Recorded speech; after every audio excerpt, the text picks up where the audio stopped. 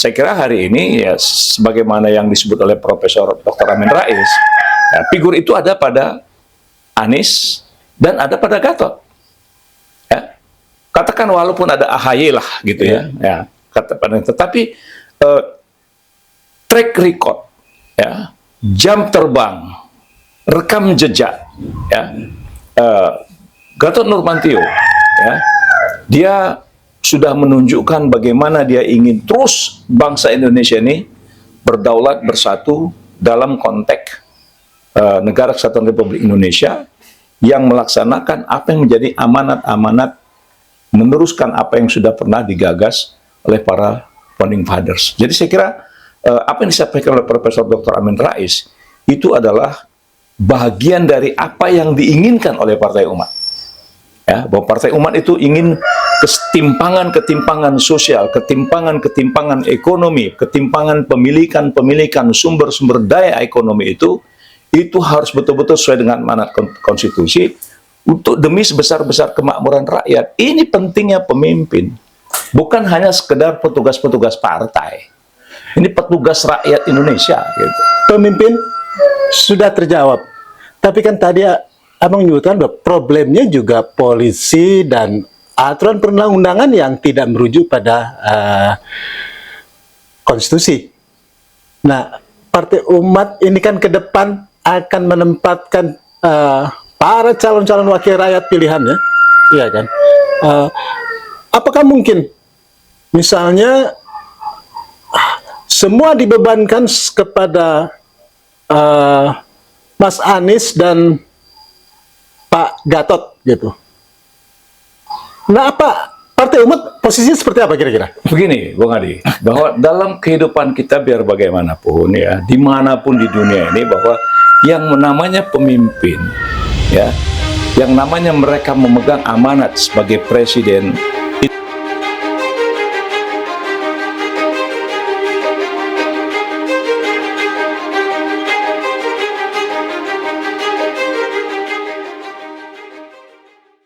Pemirsa, berjumpa lagi dalam Bincang Spesial Jurnal Politik TV.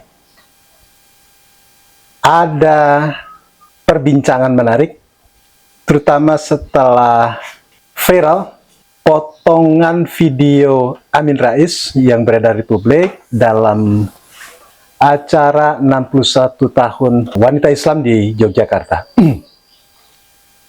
Saat itu, Pak Amin Rais tampil dalam sesi dialog dengan Jenderal Purnawirawan Gatot Nurmantio.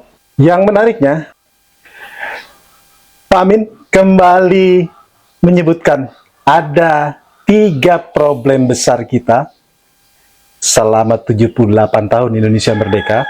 Salah satunya adalah ketimpangan ekonomi yang semakin lebar dan semakin dalam dekade terakhir ini.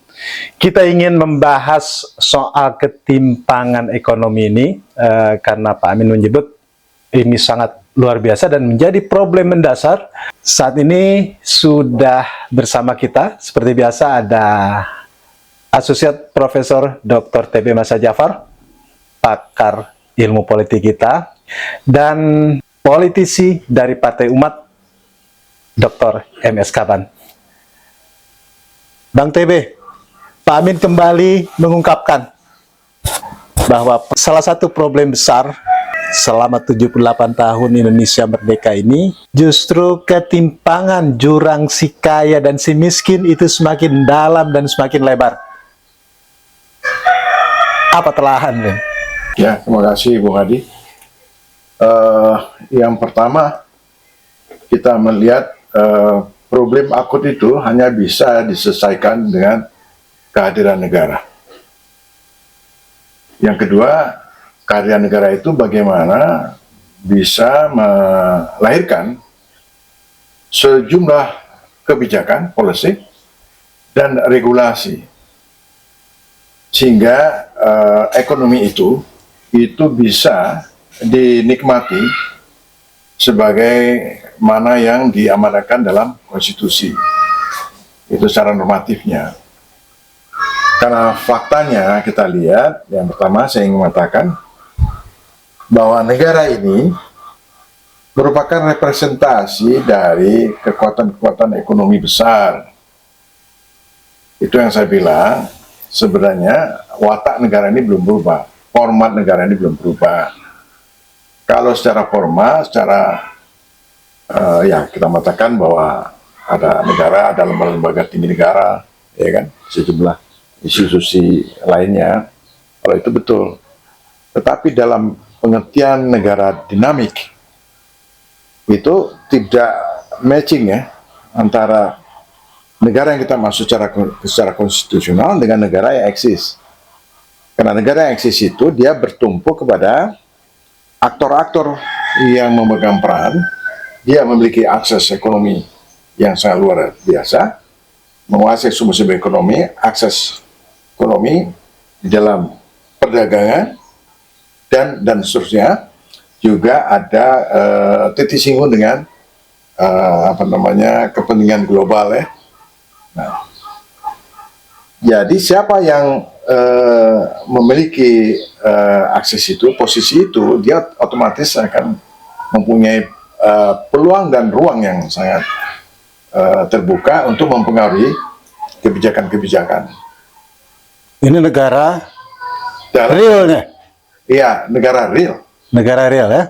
Peng-peng misalnya seperti itu. Ya pempeng lah dalam bahasa singkatnya. Dia juga menguasai kekuasaan, ya baik langsung atau tidak langsung, tapi dia juga menguasai sumber-sumber ekonomi. Nah, jadi kita lihat sepanjang sejarah itu bukan tidak ada usaha-usaha untuk menjawab problem yang disampaikan oleh Pak Amin. Dulu kan ada istilahnya ada program banteng. Pengusaha-pengusaha gede itu nggak boleh sampai ke batas kecamatan. Tak boleh main di desa ya. Tidak boleh. Di zaman Pak Harto sebenarnya regulasi luar biasa kuatnya gitu ya. Termasuk juga bagaimana memanage investor, ya kan?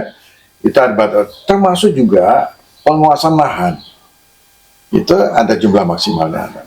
Dan sebenarnya dari segi regulasi itu bukan hal yang baru. Hanya saja regulasi ini tidak pernah tegak. Tidak pernah tegak karena negara tidak hadir ya sebagaimana yang ada di dalam teks maupun konstitusi kita. Negara ini lebih banyak secara aktual ya mereka ini pempeng ini. Nah, jadi kalau kita bicara ketimpangan ini bukan berarti begini ya. Kita anti para pengusaha itu keliru. Yang kita tidak setuju itu adalah ada sekelompok orang pempeng ini ingin menguasai ya sumber-sumber ekonomi sebagai bentuk keserakahan. Ini yang kita tolak. Ya kalau saya pribadi saya mengatakan ini kita tolak. Tetapi kan banyak juga pengusaha-pengusaha yang baik ya siapapun dia itu yang semestinya itu yang harus ditumbuhkan oleh negara. Kelas menengah ini Negara yang harus campur tangan ya. harus, karena di negara lain itu middle class itu diciptakan untuk apa? Sebagai penyangga ekonomi Nasionalnya. nasional. Karena kalau nggak ada kelas menengah, pengusahanya sedikit, ya kan? Bagaimana ekonomi itu bergerak? Jadi negara itu berkepentingan untuk menciptakan kelas menengah, ya pengusaha-pengusaha. Apa yang terjadi di Jepang, apa yang terjadi di Korea, ya juga di Taiwan. Dan juga misalkan kebijakan Mahathir ya, Net New Economic Policy itu kan ingin menciptakan kelas menengah baru supaya pribumi itu dia naik kelas.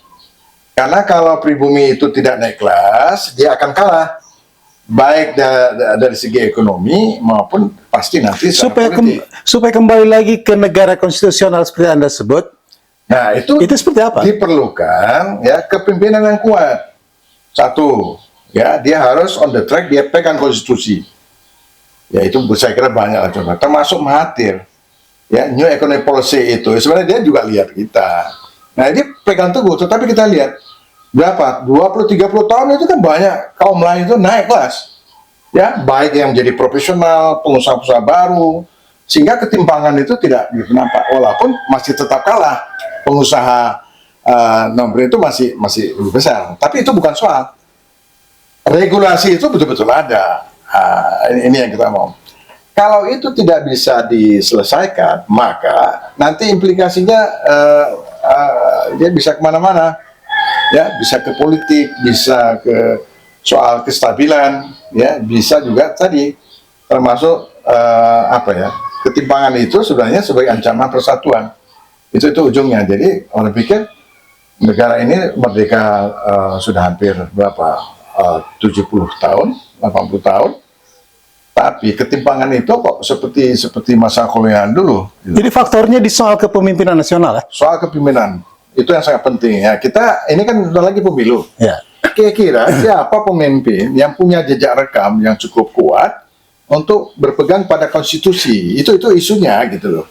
Bukan. Bang TB, ditahan dulu nih. Ya. Ada yang ingin saya konfirmasi nih dengan politisi dari Partai Umat, Wakil Ketua Majelis Syuro.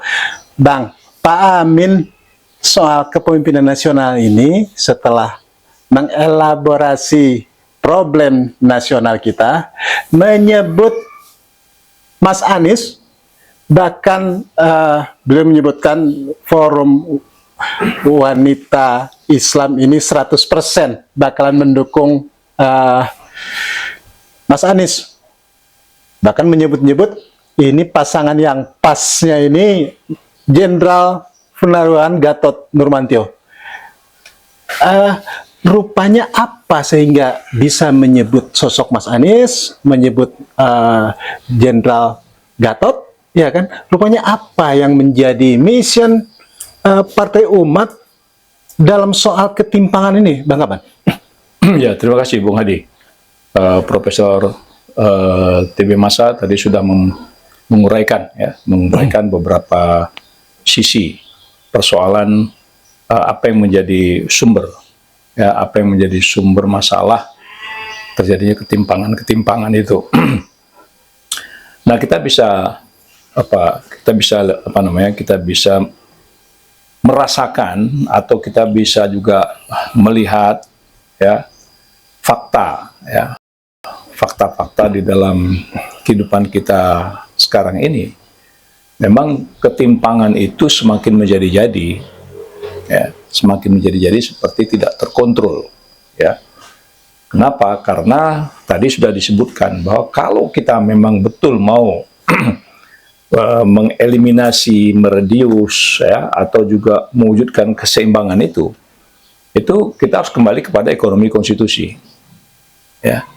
Jadi konstitusi kita, Undang-Undang Dasar 1945 sebelum amandemen, itu sangat clear, ya, itu sangat jelas bagaimana arah untuk membangun kekuatan ekonomi yang mewujudkan keadilan sosial bagi seluruh rakyat Indonesia. Ya. Saya kira dulu juga ada pakar, ya, dari UGM, almarhum Profesor Mubiarto, ya, sudah merumuskan bagaimana ekonomi Pancasila, ya, dia sebut ekonomi Pancasila. Sebenarnya ekonomi Pancasila yang dirumuskan yang dituangkan oleh Profesor Mubiarto itu adalah ekonomi konstitusi. Nah, jadi ketimpangan-ketimpangan yang ada sekarang ini itu menimbulkan polarisasi, ya, masyarakat itu terbelah menjadi katakanlah the have not, ya kan? Si kaya, si miskin. Ya, kaya miskin yang semakin tajam, dan bisa kita lihat selama hampir 20 tahun ini BLT terus-menerus, ya kan? Ya, jadi artinya tingkat kemandirian rakyat itu semakin, jadi rakyat itu semakin tergantung. Semakin besar anggaran BLT menunjukkan sebenarnya semakin besar kemiskinan kita, ya. Semakin banyak orang-orang miskin, ya kan? Nah, padahal konstitusi kita kan amanatnya tidak ke sana. Tapi tetap negara punya perhatian, ya, untuk mencegah atau mengurangi ekses-ekses negatif. Tapi kan nggak boleh sekedar negara sekedar kasih makan aja. Nah, disinilah kita bisa melihat bahwa ini semua akibat dari tidak berkesinambungannya, ya, tidak berkesinambungannya antara satu program-program pembangunan, ya, tadi disebut program benteng dan sebagainya, yang hari ini sudah betul-betul itu semua sudah tidak ada. Ya, sudah tidak ada benteng lagi. Semua sudah tembus, ya, sehingga jangkauan, ya, kuku-kuku para konglomerasi ini sudah luar biasa, ya, menguasai hulu dan hilir, ya, sehingga rakyat itu menonton, ya, rakyat itu menjadi penonton. Nah, polarisasi akibat kelompok-kelompok ini itu akan menimbulkan gesekan-gesekan, gesekan yang sifatnya kecemburuan-kecemburuan, ya, yang akhirnya akan disharmoni, ya, juga akhirnya semua akan melakukan potensi-potensi perlawanan. Saya kira ini tidak boleh dibiarkan. Jadi ketimpangan, kesenjangan, gap yang disebutkan ini dalam hal pemilikan sumber daya, ya, katakanlah pemilikan lahan misalnya. Coba seperti Jakarta misalnya, dari sekian puluh ribu hektar luas Jakarta, berapa persen yang dimiliki oleh rakyat? Ada berapa puluh persen yang sudah dimiliki oleh kelompok-kelompok pengusaha. Jadi itu bisa dibayangkan, ya. Apakah itu bukan sebuah kesenjangan yang bisa menimbulkan kecemburuan, yang setiap saat akan menimbulkan ledakan-ledakan disharmoni, potensi-potensi ketidakpuasan, gitu. Nah, begitu juga terhadap penguasaan lahan-lahan, katakan lahan-lahan tambang, ya, lahan-lahan tambang hanya dikuasai oleh kelompok-kelompok tertentu. Begitu juga lahan-lahan perkebunan. Kenapa bisa terjadi seperti itu? Nah, disinilah ketidakhadiran, ya, pemerintah penyelenggara negara, ya, tidak kembali kepada amanat konstitusi, ya, tidak kembali dia. Ya, jadi inilah yang harus dirubah. Konstitusinya kan masih Undang-Undang Dasar 45. Betul, tetapi pengambilan kebijakan, ya, tetapi pengambilan kan, tidak bertitik tolak dari apa yang menjadi amanat konstitusi. Katakanlah Undang-Undang Cipta Kerja, Omnibus Law, Undang-Undang Kesehatan, itu semua tidak merujuk kepada Undang Dasar. Ya. Jadi di situ ada pemerintah. Ya, jadi pemerintah ini sumber dari kesulitan kehidupan masyarakat. Nah, oleh karena itu kembali bagaimana memilih figur, ya, bagaimana rakyat harus cerdas, ya, bagaimana rakyat harus dicerdaskan bahwa pemimpin itu pemimpin yang mampu melaksanakan amanat konstitusi. Nah, ya, pemimpin yang mampu yang mampu menjadi magnet, mempersatukan semua komponen-komponen. Nah, saya kira hari ini, ya, sebagaimana yang disebut oleh Profesor Dr. Amin Rais, ya, figur itu ada pada Anies dan ada pada Gatot. Ya, katakan walaupun ada AHY lah, gitu, ya, ya, tetapi track record, ya, jam terbang, rekam jejak, ya, Gatot Nurmantio, ya, dia sudah menunjukkan bagaimana dia ingin terus bangsa Indonesia ini berdaulat bersatu dalam konteks Negara Kesatuan Republik Indonesia yang melaksanakan apa yang menjadi amanat-amanat, meneruskan apa yang sudah pernah digagas oleh para founding fathers. Jadi saya kira apa yang disampaikan oleh Profesor Dr. Amin Rais itu adalah bagian dari apa yang diinginkan oleh Partai Umat. Ya, bahwa Partai Umat itu ingin ketimpangan-ketimpangan sosial, ketimpangan-ketimpangan ekonomi, ketimpangan pemilikan sumber-sumber daya ekonomi itu harus betul-betul sesuai dengan amanat konstitusi untuk demi sebesar-besar kemakmuran rakyat. Ini pentingnya pemimpin. Bukan hanya sekedar petugas-petugas partai. Ini petugas rakyat Indonesia. Gitu. Pemimpin sudah terjawab. Tapi kan tadi Abang menyebutkan bahwa problemnya juga polisi dan aturan perundang-undangan yang tidak merujuk pada konstitusi. Nah, Partai Umat ini kan ke depan akan menempatkan para calon-calon wakil rakyat pilihannya, iya kan? Apakah mungkin misalnya semua dibebankan kepada Mas Anies dan Pak Gatot gitu? Nah, apa Partai Umat Posisinya seperti apa kira-kira? Begini, Bung Adi, bahwa dalam kehidupan kita biar bagaimanapun ya, dimanapun di dunia ini, bahwa yang namanya pemimpin, ya, yang namanya mereka memegang amanat sebagai presiden itu, sebagai kepala negara, tugasnya adalah melakukan perubahan ke arah keperbaikan yang lebih baik dari kondisi hari ini. Nah, dilihat dari kapasitas, integritas, loyalitas, ya, kapasitas, integritas, dan loyalitas, ya, komitmen terhadap undang-undang, ya, yang kita sebut tadi ekonomi konstitusi, ini sangat terlihat, ya, sangat terlihat dari sosok-sosok tokoh-tokoh ini, figur-figur ini, gitu. Jadi rakyat yang mesti, kalau rakyat ingin berubah nasib, ya, jadi kalau mau merubah nasib bangsa ini, ya maka rakyat harus memilih pemimpin yang betul-betul dia yakin bisa merubah nasibnya. Nah, inilah yang sekarang ini sedang berproses, ya, sedang berproses dalam menghadapi pemilu 2024. Tapi kita bukan hanya sekedar memilih orang, ya, tapi kita juga memilih apa yang menjadi gagasan-gagasannya agar kehidupan itu terasa nyaman, ada sebuah kepastian, sehingga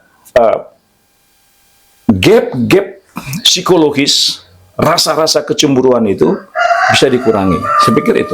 Pada berbagai kesempatan, kami sempat merekam bahwa andaikan Mas Anies ini jadi presiden, tetap harus dikawal di parlemen. Ini kaitannya dengan posisi Ya, partai Umat. sebenarnya gini, sebetulnya kalau masyarakat ini bisa kita ajak bersama-sama, ya oke, kita sama-sama mendukung Anies presiden. Ya, kenapa bukan Partai Umat parlemennya? Nah, gitu. Jadi ada perubahan yang signifikan, gitu. Karena yang punya konsep arah perubahan itu yang penting, gitu. Nah, masa nggak yakin dengan Profesor TB? Prof. TB, apa kira-kira langkah-langkah politik yang harus dilakukan Partai Umat ke depan ini untuk mengawal memenangkan gagasan seperti yang disampaikan Pak Kaban tadi? Jadi dalam sistem politik itu ada dua institusi yang sangat memiliki peran yang strategis penting. Satu, pemerintah, ya. Kedua, parlemen, DPR. Jadi kalau presidennya hebat, calon legislatornya tuh hebat, mampu membuat regulasi yang menguntungkan kepentingan rakyat, sekaligus memecahkan masalah ketimpangan sosial, ya kan? Sekaligus juga, ya, dari segi produk-produk kebijakan bersama, baik presiden maupun DPR-nya, itu juga sekaligus bisa mendorong akselerasi, baik tidak hanya ekonomi, politik, sosial dan budaya, termasuk pendidikan. Itu nanti akan terlihat bahwa negara itu akan mengalami suatu lompatan-lompatan yang kemudian dia secara pelan-pelan bisa mengejar ketertinggalan. Itulah yang menurut Bang Kaban tadi bisa dicapai kalau Anies presidennya Partai Umat parlemennya, gitu. Nah, jadi ini pekerjaan rumah dari Partai Umat adalah bagaimana bisa merekrut anggota legislator yang memiliki kompetensi dan pengalaman yang cukup. Merekrut dan menempatkan, ya. Harus. Ya, tanpa itu saya kira agak susah. Baik, Bang TB, ada dua hal lagi yang harus kita telah lebih lanjut dari apa yang disampaikan. Ada 3 problem menurut Pak Amin Rais dalam 78 tahun Indonesia Merdeka ini. Kita saat ini baru coba mencari jalan keluar untuk menghapus, untuk mengurangi jurang antara si kaya dan si miskin yang semakin lebar dan semakin tinggi. Kami nantikan Bang Kaban dan Bang TB pada sesi berikutnya untuk menelah 3 problem besar 78 tahun Indonesia Merdeka. Pemirsa, nantikan bincang-bincang menarik seputar perkembangan politik di tanah air jelang pemilu 2024 hanya di Jurnal Politik TV. Billahi taufiq wal hidayah. Wassalamualaikum warahmatullahi wabarakatuh. Merdeka!